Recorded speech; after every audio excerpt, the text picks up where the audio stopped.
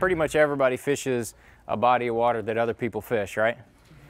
I think that's just what happens. You know, bass fishing is popular in this part of the country, and some of the reservoirs in this part of the country are similar to where I grew up. I grew up in Virginia, fishing a lot of lakes and rivers in Virginia and North Carolina, and you know, I'm a very competitive person. So once I started fishing tournaments, I really enjoyed them, and you know, just like was fueling my competitive spirit.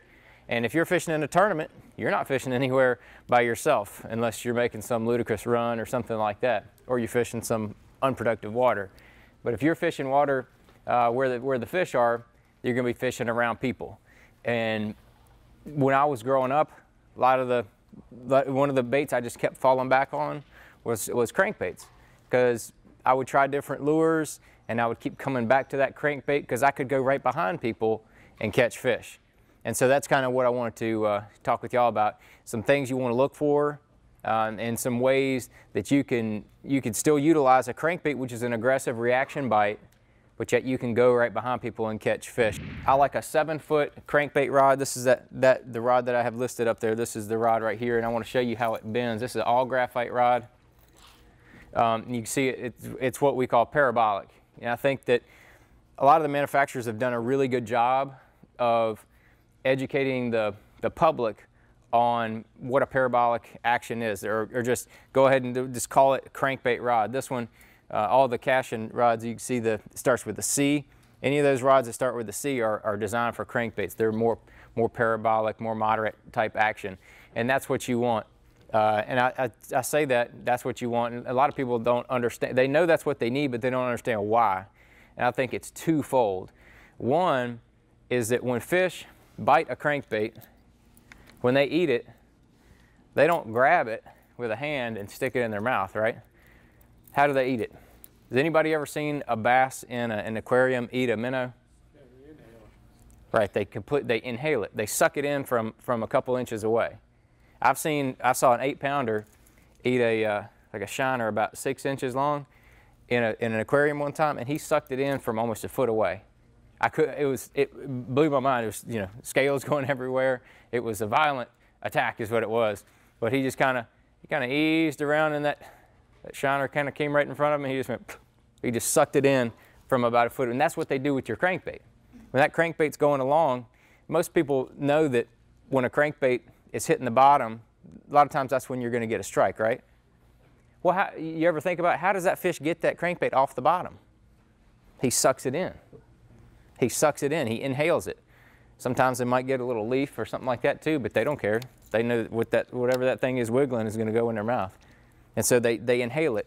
If your rod's got that softer action, when that crankbait gets inhaled, it's got a little bit of give to where it can go into their mouth. If your rod's too stiff, all of a sudden that bait is not going to have as much give as a softer crankbait rod, and it's going to get hung on the outer part of their mouth, if not at all.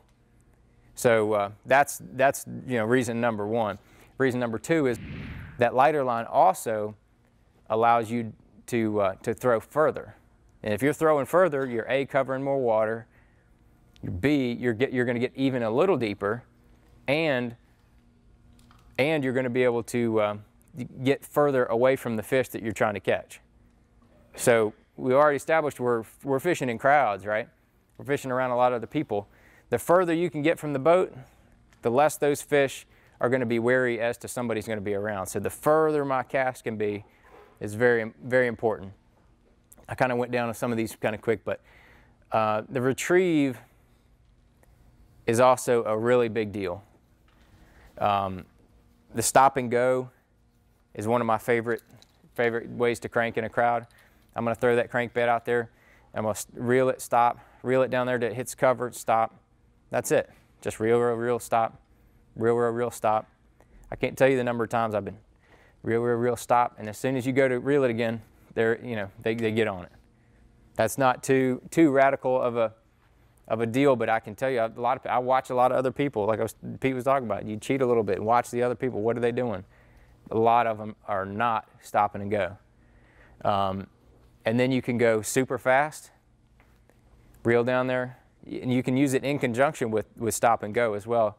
Reel it down in there and then start reeling real fast.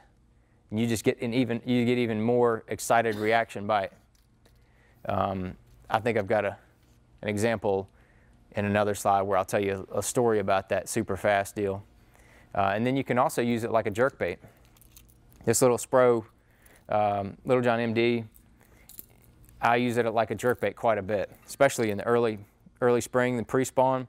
Fish will get, a lot of times they'll get in the tops of brush. And a jerkbait through there will catch a lot of fish. A jerkbait through there will also catch a lot of brush.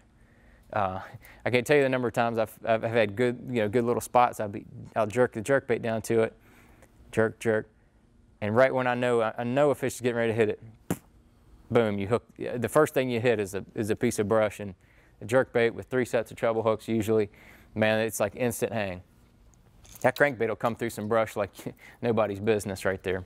A lot of crankbaits do, but this crankbait has a real slow float. So what I'll do is I'll throw it and I'll reel it down through there until it hits that piece of cover.